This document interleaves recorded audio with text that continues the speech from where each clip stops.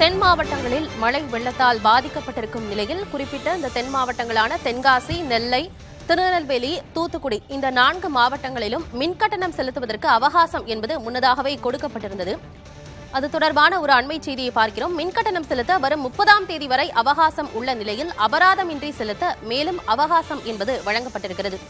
4 மாவட்டங்களிலும் மின்கட்டணம் செலுத்த ஜனவரி 2ஆம் தேதி வரை அவகாசம் என்பது வழங்கப்பட்டிருக்கிறது. அண்மை செய்தியாக பார்க்கிறோம். கால நீட்டிப்பானது வீடு, வணிக பயன்பாடு, தொழிற்சாலைகள், பிற மின் நுகர்வோருக்கு பொருந்தும் என்றும் அமைச்சர் தங்கம் தென்னரசு அறிவிப்பை வெளியிட்டிருக்கிறார். 4 மாவட்டங்களில் வெள்ள பாதிப்புகளை அவர் ஆய்வு செய்த பிறகு இந்த அறிவிப்பை வெளியிட்டிருக்கிறார். அண்மை செய்தியாக பார்க்கிறோம்.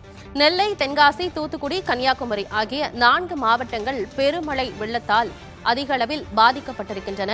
அனைத்து இடங்களிலும் நீர் சூழ்ந்தே காணப்படுகிறது.